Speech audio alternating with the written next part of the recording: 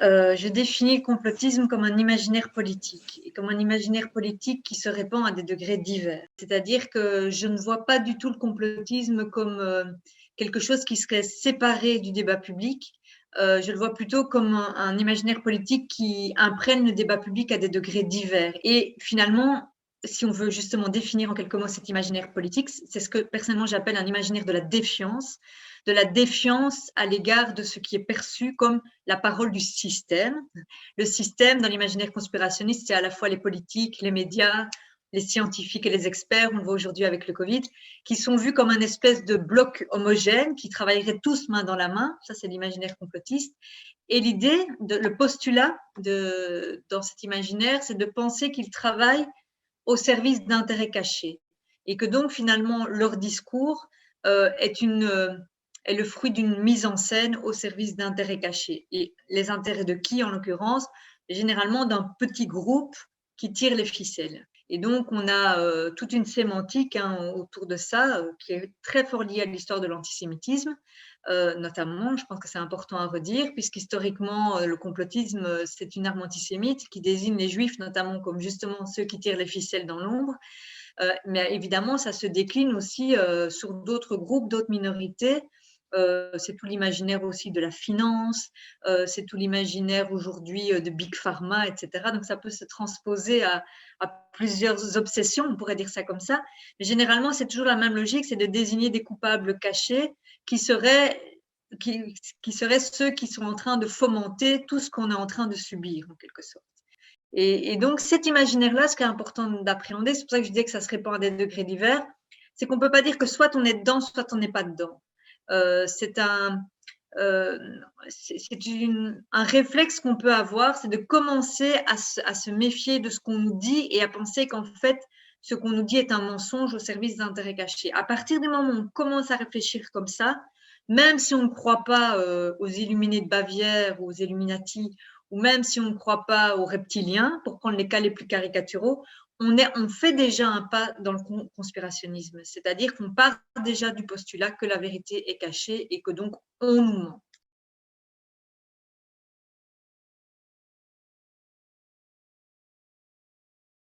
Le pourquoi du retour à partir de l'entrée dans les années 2000. Quand je dis retour, sachant que c'est un phénomène qui est ancien historiquement, mais qui avait connu un certain tassement, je dis bien tassement et pas disparition, un certain tassement, disons, deuxième moitié du XXe siècle, et puis donc qui est revenu progressivement à partir de l'entrée dans les années 2000. Alors pourquoi c'est multifactoriel, évidemment. Il y a eu notamment un gros événement fondateur qui est le 11 septembre 2001. C'est d'ailleurs pour ça que la couverture de mon livre, c'est les fameuses tours jumelles, parce que finalement, cet événement-là a été un événement extrêmement traumatique pour les populations de manière générale, à l'échelle internationale d'ailleurs. Je pense que tous ceux d'entre nous qui avons l'âge de nous en souvenir, puisque maintenant les plus jeunes n'ont pas vraiment connu ça, mais ça a été un choc immense. L'impression, le sentiment que la guerre pouvait revenir, que la violence pouvait revenir. Je pense qu'on l'avait un petit peu oublié depuis la Deuxième Guerre mondiale, ou en tout cas on pensait que c'était derrière nous. Et donc, c'est important de rappeler ce traumatisme parce que le complotisme, il prospère très souvent sur des traumatismes. On le voit d'ailleurs actuellement avec le Covid. Le Covid, c'est aussi un traumatisme en quelque sorte. Et en fait, sur cet événement-là, sur ce trauma, on pourrait dire, il y a d'abord Bush, qui était au pouvoir aux États-Unis, et tous ses alliés qui ont choisi, et surtout Bush en l'occurrence, très vite après les événements, qui ont choisi de donner à cet événement une couleur très clivante et très civilisationnelle, c'est-à-dire qui a remis en fait en branle, pour faire bref, tout le vieux schéma civilisation versus barbarie. Nous sommes la lumière, nous sommes attaqués par les ténèbres. C'est le premier discours, notamment juste après les attentats, où il parle du fameux axe du mal, etc. Et en fait, pourquoi j'insiste là-dessus? Parce qu'on pourrait se dire quel est le rapport avec le complotisme, mais vous allez comprendre que c'est un récit qui a été très puissant et qui a très fortement polarisé nos sociétés, puisqu'en gros, le pacte de Bush, pas seulement Bush tout seul, hein, c'est toute son administration, tous les gouvernements qui l'ont soutenu à travers le monde, c'était en quelque sorte soit de vous être avec nous, soit de vous être contre nous. D'ailleurs, il l'a dit explicitement. Et donc, il y a eu quand même un hiatus parce que finalement, ça a réveillé, je pense, hein, maintenant avec le recul, je pense que ça a réveillé la mémoire de la domination occidentale, en fait. C'est-à-dire la vieille domination occidentale qui est toujours existante aujourd'hui, bien évidemment. Mais là, en quelque sorte, il y a eu le sentiment chez plein de gens à travers le monde, on pourrait dire que cet événement, on se servait de cet événement pour réasseoir cette domination. D'autant plus que après le 11 septembre 2001, il y a eu toute une série de politiques qui se servent de cet événement justement pour justement asseoir une domination. Pensons évidemment à toutes les politiques sécuritaires, au Patriot Act, etc. Pensons aussi, et je le rappelle toujours parce qu'historiquement ça me semble important, à la fameuse intervention en Irak en 2003 et le fameux mensonge de l'administration Bush, puisque là on en vient à l'aspect mensonge, où on sait que l'administration américaine avance un faux prétexte pour envahir l'Irak, donc qui est le fait qu'ils avancent le fait que Saddam Hussein détiendrait les armes de destruction massive et donc justifie l'intervention par ça. Et en fait, à ce moment-là, on s'en rappelle aussi, il y a eu une très large désapprobation citoyenne vis-à-vis de cette intervention. Il y a eu énormément de manifestations, etc. Un mouvement très fort contre cette intervention. Et les gens ont compris qu'on leur mentait. Ils ont, voilà, moi je dis souvent le 2003, c'est la preuve du mensonge en quelque sorte. Bon, petite parenthèse, le mensonge et la politique, enfin, le fait de se servir de mensonge en politique, c'est vieux comme le monde. Hein. Mais je pense que dans la séquence qu'on traverse actuellement, en fait, ça a été synonyme à une déception très grande à l'égard des démocraties. En fait, je pense que c'est ça le hiatus. C'est en fait le hiatus entre ce que les démocraties promettent et puis ce qu'elles mettent en œuvre. Cette espèce d'incohérence. Parce qu'effectivement, le fait de mentir pour envahir un pays, enfin, moi j'ai envie de dire, oh là là, ça a quand même toujours existé. Et je pense que dans la tête des gens, ce qui a été d'autant plus insupportable, c'est que normalement, justement, les valeurs de la démocratie, c'est les valeurs de liberté, de défense des droits humains, etc. Et donc, l'impression qu'on se servait de ces valeurs-là pour en fait réasseoir un rapport de domination. Et donc, il y a eu tout ce mouvement-là, donc toute cette posture très civilisationnelle qui justifiait ces interventions, etc. Et en face, des gens qui se retrouvaient de moins en moins là-dedans. Et en face, et c'est ça que c'est important à dire d'emblée, c'est qu'il y a des acteurs politiques qui sont souvent des acteurs d'ailleurs liés à des régimes autoritaires ou liés à l'extrême droite ou liés à certains égards à la gauche radicale aussi, il faut le dire, qui ont proposé ce qui se présente aujourd'hui comme le fameux récit alternatif. C'est-à-dire, on dit en gros, mais vous voyez bien que le récit officiel vous ment, donc nous, on va vous donner l'autre version des événements. Et donc, dès l'entrée dans les années 2000, on va voir la mise en branle de cette posture alternative, qui est en fait conspirationniste, hein, soyons clairs, et qui a notamment justement prospéré sur le 11 septembre 2001. Le 11 septembre 2001, on le sait tous, hein, je pense que c'est un événement qui a généré énormément de théories du complot. Et en fait, les gens qui ont... C'est ça qu'il faut dire d'emblée, parce que sinon on dépolitise le phénomène. Les gens qui ont répandu ces théories du complot sur le 11 septembre 2001, c'est pas des hurluberlus, c'était des gens qui étaient très engagés politiquement, notamment dans le soutien à des régimes autoritaires. Moi, j'aime beaucoup rappeler cet aspect de propagande parce qu'il me semble essentiel.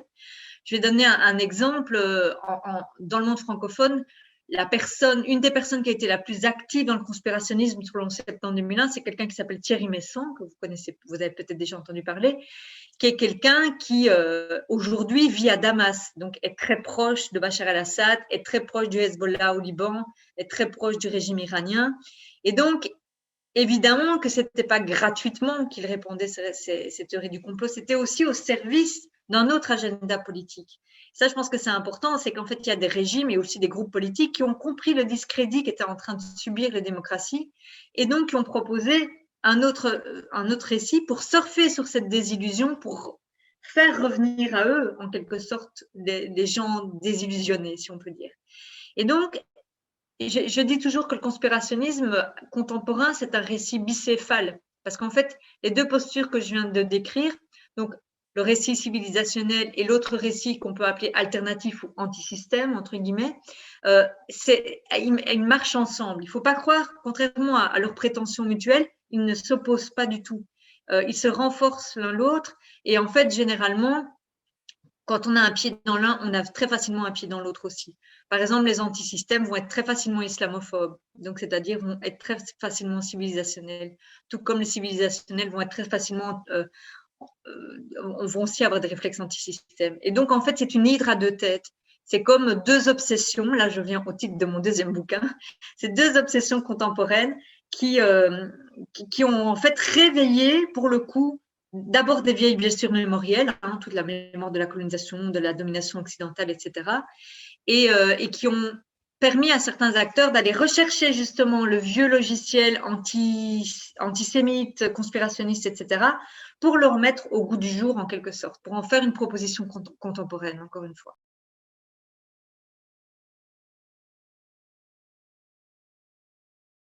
L'entrée dans les années 2000, c'est aussi la généralisation du web, évidemment. Et si on ne peut pas en faire la cause, parce que ça, ce serait trop réducteur, je pense quand même qu'il faut dire que ça a été évidemment un facteur de propagation, mais ça, on le voit aujourd'hui, évidemment, puisque ça a permis, en fait, une diffusion de cette posture alternative, notamment, et puis une diffusion, en fait, une horizontalité des discours, le fait qu'on puisse répandre tous les discours comme s'ils avaient tous la même valeur, en quelque sorte. Donc, justement, le web, il a agi comme un discrédit envers les paroles d'autorité. Quand je parle de paroles d'autorité, ça peut être l'autorité scientifique, l'autorité judiciaire, etc. Forcément, on le voit tous les jours, malheureusement, sur le web. Aujourd'hui, il y a il y a un relativisme absolu entre comme si toutes les paroles se valent. Alors, il y a du positif, c'est qu'il y a des gens qui n'arrivaient pas à se faire entendre avant qui peuvent se faire entendre.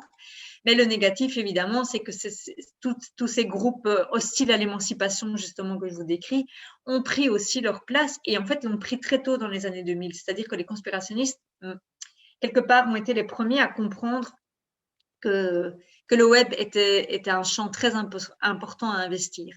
Ça a été d'abord dans les forums, dans les années 2000, etc., les forums, puis les blogs, etc. Et puis après, à partir des années 2010, ça a été évidemment les réseaux sociaux, où là, on a eu encore plus une appropriation citoyenne, on va dire, de ce logiciel de la défiance, qui aujourd'hui, maintenant j'ai coutume de dire qu'aujourd'hui, n'importe qui peut fabriquer sa propre théorie du complot en ligne, parce qu'il y a tellement de matière conspirationniste sur le web, et puis tout le monde, quelque part, avec son réseau social, a son propre site internet, on pourrait presque dire ça comme ça, c'est-à-dire peut exprimer sa propre parole.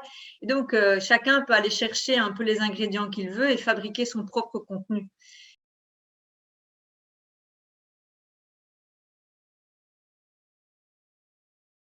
Et donc, où est la limite?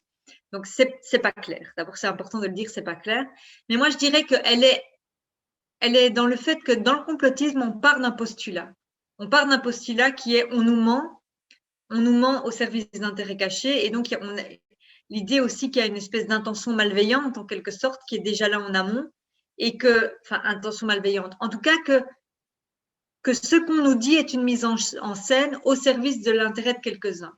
En fait, quand on part de ce postulat-là et qu'on analyse tout à l'aune de ce postulat-là, on est dans le complotisme. Et donc, s'interroger, par exemple, sur les conflits d'intérêts que peuvent avoir nos gouvernements, par exemple, ou des choses comme ça, ou nos représentants politiques. Oui, on a tout à fait le droit de s'interroger sur tout. De toute façon, en démocratie, il n'y a pas de souci.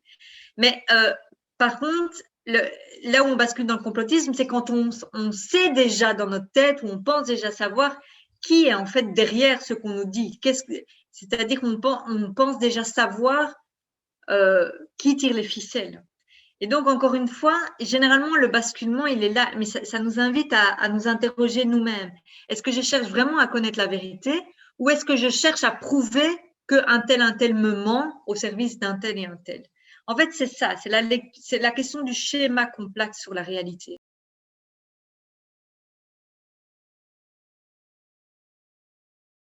Il y a deux niveaux, on pourrait dire. Il y a d'abord ceux que j'appelle, moi, personnellement, depuis pas mal d'années, les idéologues du complot. Enfin, c'est l'expression que j'ai trouvée, mais c'est pour dire vraiment les figures idéologiques et souvent, justement, qui, eux, pour le coup, ont un vrai agenda politique.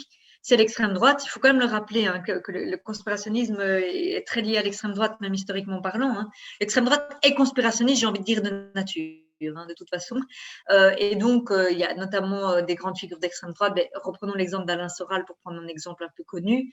Et donc, eux, ces idéologues-là, oui, c'est aussi, donc les gens d'extrême droite, j'achève mon énumération, ce sont aussi, et c'est parfois les mêmes, les gens justement qui travaillent pour des régimes autoritaires. Moi, j'ai beaucoup travaillé sur la Syrie, vous le savez peut-être, et très clairement, hein, les gens qui soutiennent Assad utilisent énormément le conspirationnisme pour justifier qu'Assad reste au pouvoir, en disant qu'Assad est victime d'un grand complot mondial, etc.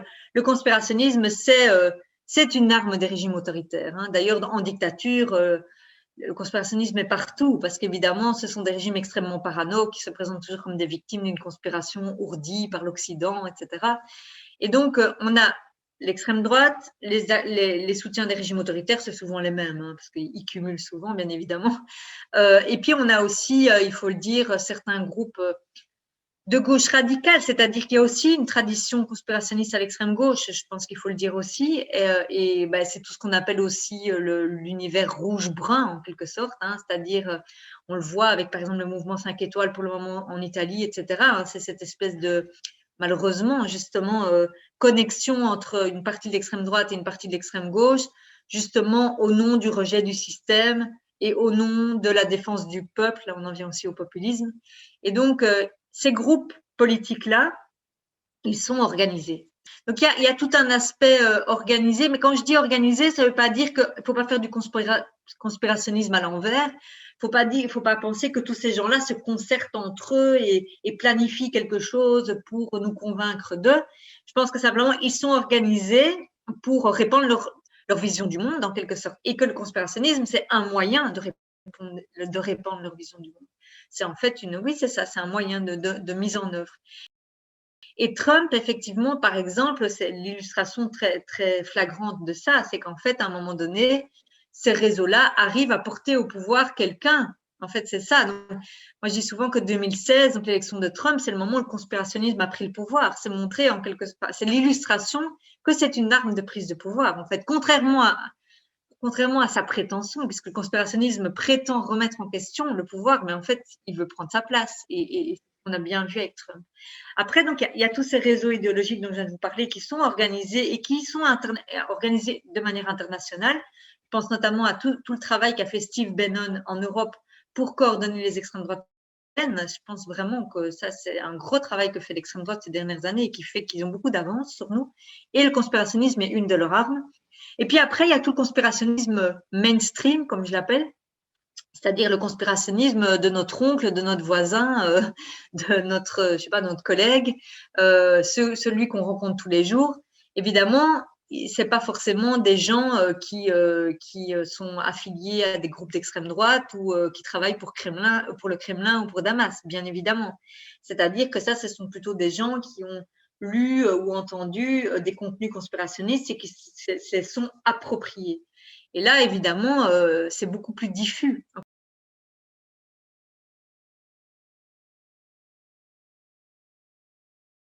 Vu beaucoup de gens qui faisaient des erreurs, en tout cas, par exemple, en pensant que c'était un problème de jeunes. Pendant longtemps, avec les conspirationnistes, les théories du complot, c'était les jeunes, ça je me rappelle. À un moment donné, on a fustigé aussi les gens, on va dire, plus défavorisés socialement. On a fustigé certaines minorités culturelles, il faut le rappeler aussi. À un moment donné, on a fait du conspirationnisme une affaire de musulmans, par exemple, etc., etc. On pourrait décliner. En fait, factuellement, vraiment, ça ne tient pas la route et j'en fais les frais tous les jours, enfin, j'en suis témoin tous les jours. C'est que le conspirationnisme, il est dans tous les milieux sociaux, il est dans tous les milieux sociaux et culturels, il est dans les milieux universitaires, tout comme il est dans les milieux de personnes non instruites. Il est dans tous les groupes culturels, enfin, je veux dire, il n'y a pas une question d'origine culturelle ou quoi qui entre en ligne de compte, pas du tout. En termes social, même chose. En termes comment dire, oui, de place dans la société de manière générale aussi. C'est-à-dire, oui, et d'âge aussi, enfin, je l'ai déjà dit, hein, moi, le nombre de personnes âgées qui m'écrivent des mails conspirationnistes, c'est assez impressionnant.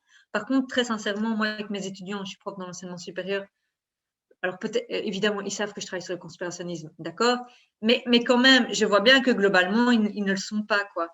Et donc, ça dément fort l'idée que les jeunes seraient massivement conspirationnistes. Ce que je veux dire, c'est qu'effectivement, je pense que ça touche absolument tous les groupes de la société.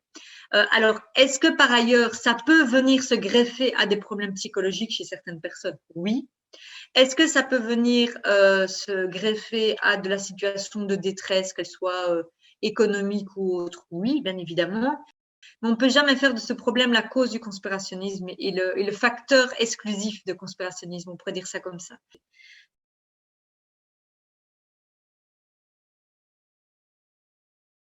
Je pense que c'est important de rappeler que l'imaginaire conspirationniste, il est très anti-média de manière générale, hein, c'est-à-dire qu'il voit les médias comme des agents du système de manière générale. Et donc, la parole médiatique est assez fort discréditée et les journalistes, je pense, du coup, sont forts dans de la réactivité et en partie, je peux les comprendre parce qu'ils se sentent attaqués. C'est toute l'idée, les médias nous mentent, les médias nous manipulent, etc., qui est devenue aussi extrêmement banale dans la société, malheureusement.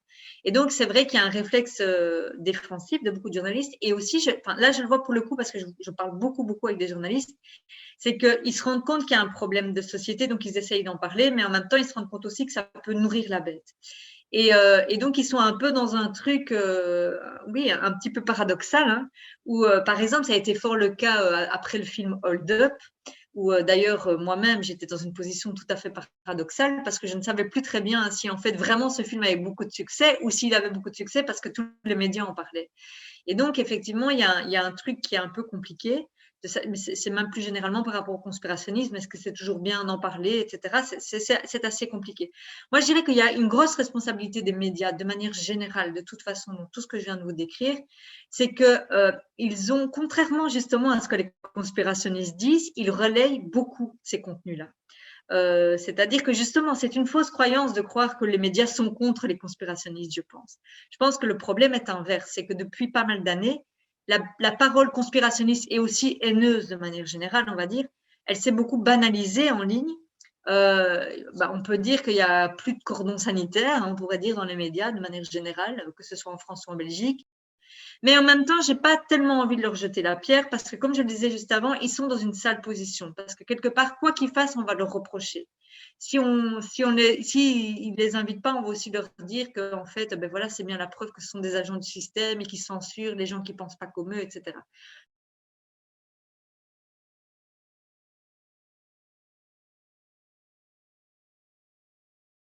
À titre personnel, je suis pour parce que je pense qu'on est dans une période où on a besoin de lignes rouges et de balises, justement, pour la lutte contre le populisme, etc. Moi, je serais pour. Ma position à moi, c'est qu'il faudrait plutôt remettre, oui, comment dire, c'est un fantasme, ça n'aura pas lieu, mais remettre des balises antifascistes, bien évidemment. C'est ce qui manque actuellement.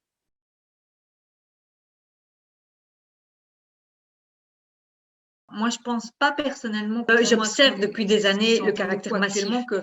Il y a plusieurs années que je dis, par exemple, que le complotisme, il est majoritaire dans la société. Quand je le dis, c'est pas par provocation, c'est parce que je pense vraiment très dominant, en fait, en amont de la crise. Et que cette crise sanitaire, elle vient surtout. En fait, je pense que beaucoup de gens, effectivement, avaient déjà commencé leur chemin idéologique vers le conspirationnisme. Maintenant, une vingtaine d'années. Et que là, maintenant, il y a une libération de la parole conspirationniste. C'est réinvité, on pourrait dire. Il y avait d'ailleurs eu lieu déjà au moment des Gilets jaunes, si je reprends l'exemple des Gilets jaunes, c'était déjà aussi un premier moment de libération de la parole conspirationniste. Mais avec le Covid, il y a quelque chose qui est encore beaucoup plus massif, parce que les Gilets jaunes, ça ne concernait pas tout le monde. Ici, il y a ce caractère qui concerne tout le monde. Alors, ça concerne tout le monde, pourquoi? Parce que le Covid concerne tout le monde, déjà, c'est important à dire, évidemment. Et puis parce que le conspirationnisme, par ailleurs, prospère sur des symboles et sur des traumatismes. Ça, c'est très important à dire. C'est-à-dire que plus un événement est chargé traumatiquement parlant, et donc symboliquement parlant aussi, parce que quand il y a du trauma, on doit donner du sens, et donc il y a des discours pour donner du sens au trauma. C'est toujours, par exemple, pour les attentats, par exemple, c'était la même logique. Les attentats, toujours grand traumatisme collectif, et puis des discours qui chargeait l'événement en symbole, voilà, pour donner du sens à ce qui se passait, et du coup, en face, des contre-discours qui venaient casser le symbole. Finalement, le conspirationnisme, c'est ça. C'est c'est se servir du traumatisme et pour casser soi-disant le discours dominant, mais en fait casser tout ce qui pourrait être de l'ordre de, oui, c'est ça, de la prise de pouvoir symbolique de certains sur l'événement, en quelque sorte. Pensons à la première vague particulièrement. On a été excessivement surpris par les événements. Je pense que personne ne s'y attendait. Et par la tournure extrêmement rapide, le fait que ce confinement a été décrété, etc. Et puis, évidemment, on a essayé collectivement de donner un sens à ce qui se passait. Et on a bien vu au premier confinement qu'il y a eu quand même toute une espèce de récit qui s'est mis en place. C'était la solidarité avec les soignants, c'était justement applaudir à 20 heures, etc. Et moi, je trouve ça très positif, parce qu'on a besoin justement de symboles et de choses pour s'accrocher, pour comprendre ce qui se passe. Et donc, on avait un peu cette idée, on va faire face ensemble, parce que c'est ça aussi les récits, c'est trouver quelque chose qui nous fédère. On va faire face ensemble à ce Covid, et si on se comporte bien, etc., à un moment donné, on va s'en sortir ensemble. Malheureusement, c'est pas ce qui s'est passé, bien évidemment. Et donc, forcément, on a été rattrapés par les événements et la réalité de la pandémie. Et en fait, si on regarde, il y avait beaucoup moins de conspirationnisme à la première vague et il y a eu beaucoup plus de conspirationnisme à la deuxième vague. Et je pense que cette temporalité, elle est aussi importante à prendre en compte. C'est que justement, dans un premier temps, il y avait ce caractère un peu fédérateur, etc., qui était aussi lié au choc, je pense. Et puis après, il y a la désillusion, il y a la lassitude. On le voit, la lassitude qu'on partage tous, évidemment. Il y a aussi, malheureusement, une gestion assez chaotique de la deuxième vague par ailleurs, parce que ça, évidemment, il y a eu aussi des erreurs politiques qui ont été faites. Et donc, il y a eu cette espèce de, au fur et à mesure, je pense, à la fois de lassitude, d'incompréhension et de sentiment d'incohérence. Et là, le conspirationnisme s'est vraiment engouffré comme une réponse. Mais la réponse, elle était déjà là à portée. Mais là, beaucoup plus de gens, effectivement, ont en tout cas brandi ce logiciel-là. Oui, ça c'est clair.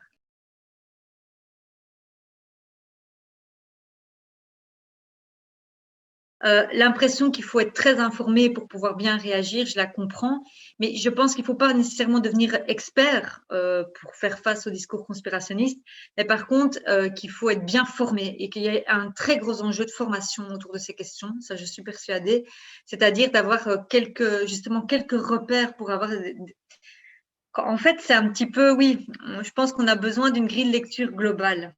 C'est de ça dont on a le plus besoin aujourd'hui, notamment pour faire face à ce type de discours. Et que c'est ça qui manque. Je pense que malheureusement, on a du retard, en fait, parce que malheureusement, pour les personnes comme nous qui travaillons sur le conspirationnisme, on n'a pas été pris au sérieux vraiment. Au début, beaucoup de gens pensaient que c'était quelque chose de marginal et donc trouvaient que ce qu'on faisait était sympathique, mais je pense ne mesuraient pas à quel point ça allait devenir un problème de société majeur, quoi. Et là, moi je l'observe depuis 2-3 ans, qu'il y a un emballement de la demande. Et effectivement, avec le Covid, alors là, n'en parlons pas, ça a donné le point final, quoi.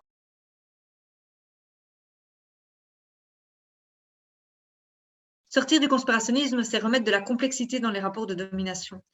C'est savoir que c'est pas juste une seule instance ou un seul groupe qui est capable de tirer toutes les ficelles, justement. Généralement, ce sont un enchevêtrement de logiques de domination. Et je pense que c'est ça aussi, c'est qu'en fait, face à la complexité actuelle des logiques de domination, forcément, le conspirationnisme, il propose quelque chose de séduisant parce qu'il propose de remettre un logiciel simple. Comme s'il y avait une domination totalement unilatérale et centrale et explicative de tout.